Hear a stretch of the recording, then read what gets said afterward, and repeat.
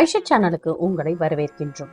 அனைவருக்கும் இருக்கக்கூடிய பிரச்சனைகள்ல ஒன்றுதான் குரட்டை பிரச்சனை. இந்த குரட்டைக்கு ஒரு எளிய தீர்வை தான் இந்த பதிவுல நம்ம பார்க்க போறோம். ஐஷா சேனலை சப்ஸ்கிரைப் பண்ணிக்கோங்க, பக்கத்துல இருக்கிற பெல் ஐகானையும் பிரஸ் பண்ணிக்கோங்க.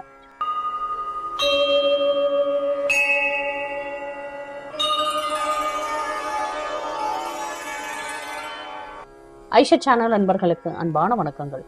குரட்டைக்கு எளிய தீர்வு. நாள் முழுவதும் 12 மணி நேரம் ஓயாது உழைத்துவிட்டு நம்ம படுக்கைக்கு நிம்மதியாக வரும் பொழுது நமக்கோ அல்லது நமக்கு பக்கத்துல படுத்திருக்கவங்களுக்கோ குரட்டை சத்தம் இருந்துச்சு அப்படின்னா நம்மளுடைய தூக்கம் கண்டிப்பாக பாதிக்கப்படும். அப்படி அந்த குரட்டைக்கு என்ன தீர்வு செய்தால் அந்த குரட்டையானதை கட்டுப்படுத்த முடியும்? முதல்ல அந்த குரட்டை எதற்காக வருது அப்படின்றத நம்ம தெரிஞ்சுக்கலாம். தொண்டையிலேயோ அல்லது சுவாச குழாயிலேயோ சளி அடைத்திருந்தால் கண்டிப்பாக அவர்களுக்கு குரட்டை வரும்.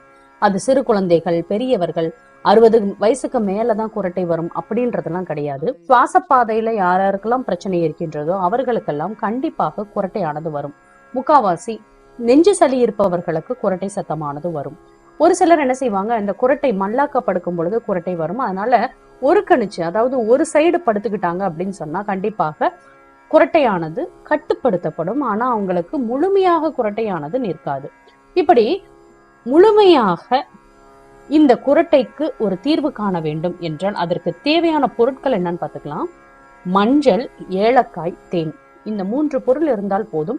நம்ம வீட்டிலேயே குரட்டையை கட்டுப்படுத்த முடியும். இதற்கெல்லாம் போய் மாத்திரை சாப்பிடுறது, இதாச்சும் எண்ணெயை வாங்கி தடவுறது, இது போன்ற வேலைகளை செய்யாமல் இந்த 3 பொருட்களையும் வைத்து நீங்கள் ஒரு வாரம் இதை ட்ரை பண்ணி பாருங்க. அதுக்கப்புறமா நம்ம வந்துட்டு டாக்டர் கிட்டயோ அல்லது வேற வழிகளை நம்ம தேடலாம்.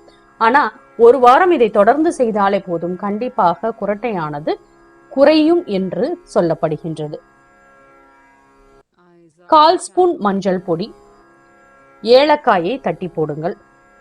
பின்னர் 1 டம்ளர் நீர் விட்டு நன்றாக கொதிக்க வைக்கவும். இறுதியாக அந்த கலவையை வடிகட்டி தேன் சேர்த்து அருந்த வேண்டும்.